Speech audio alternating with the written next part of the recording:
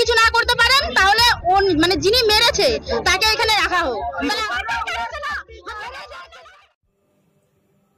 গাড়ি পার্কিং নিয়ে ঝামেলার জেরে মারধর, ঘটনাস্থলে মৃত্যু যুবকের। ইচ্ছাপুর নবাবগঞ্জ এলাকার সরকারি হাসপাতালের সামনে সকালে খাবার দোকানে খেতে গেছিল শেখ সিরাজুল হক। সেই সময় স্থানীয় বাসিন্দা সৌভিক দের সাথে গাড়ি রাখা নিয়ে বচসা শুরু হয়। এরপরে সৌভিক দে এবং তার বোন সিরাজুলের গাড়ি ভাঙচুর করে।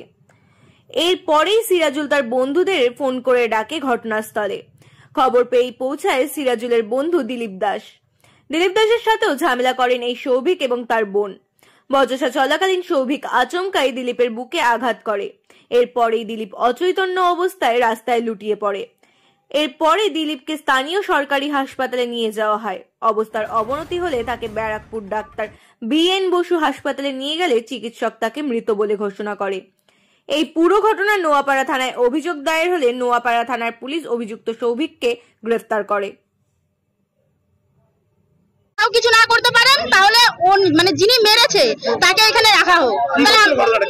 দেখুন যারা এখানে ছিল মানে কচুরির দোকানের লোক টোক যারা ছিল ওদেরকে জিজ্ঞেস করলে বেশি ভালো হবে, কেন কি আমরা ওখানে সেখানে স্পটে ছিলাম না। আমরা শুনেছি এখানে কচুরি খেতে এসছে, এখানে গাড়িটা দাঁড় করানো ছিল, এই বাড়ির লোক ওনাকে মানে ড্রেনে ফেলে ফেলে মেরেছে। আর এরকম ভাবে মেরেছে যেন নাক মুখ দিয়ে রক্ত বেরিয়ে মানে পায়খানা বমি সব করে দিয়েছে। ওনাকে রাস্তায় নিয়ে যেতে যেতে হসপিটালে মারা গেছে। এই বাড়ির লোকই ভালো না, এই বাড়ির লোকই ভালো না। আমরা যদি শাস্তি, আমরা কোনো টাকা পয়সা দিয়ে কিচ্ছু মিটমাট করতে চাইছি, টাকা পয়সা দিলে লোক আসবে না। আমরা যাচ্ছি শাস্তিটা দেওয়া হোক, আর তাও যদি না হয় সেই বাড়ির লোককে আমাদের এখানে রাখা হোক, ব্যাস এইটুকুই চাই। পুলিশ প্রশাসন যদি কিছু না করতে পারে আমরা এটাই করতে চাইছি। আমি হসপিটালে চলে গেছি, দেখছি আমার ছেলে খালি বললো মা हम नहीं बचेंगे बस। কি জানি আমি তো হ্যাঁ এখানে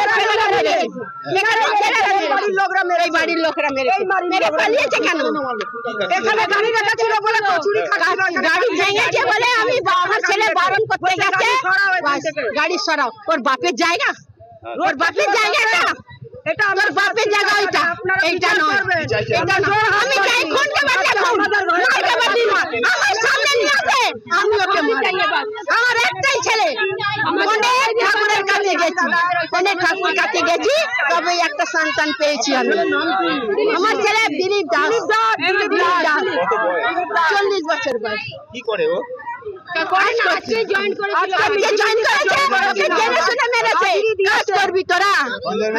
সকালবেলা এসেছিল, খাওয়া দাওয়া করে এখানে গাড়ি রেখেছিল। ঠিক আছে, সকালে কি গাড়ি ছিল দোকানে? সাদা 4 চাকা গাড়ি ছিল।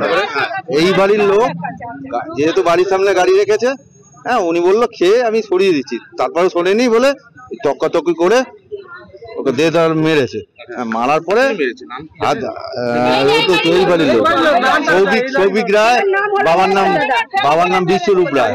ঠিক আছে, একটা মেয়ে থাকে ওর পায়েল রায়। ঠিক আছে, তারপরে উনি মারপিট করে অসুস্থ ড্রেনে ফেলে দিয়েছিল। ওনাকে তুলে BN বোস নিয়ে যাওয়া হয়েছিল, ওখানে চিকিৎসার পরে উনি মারা। ঠিক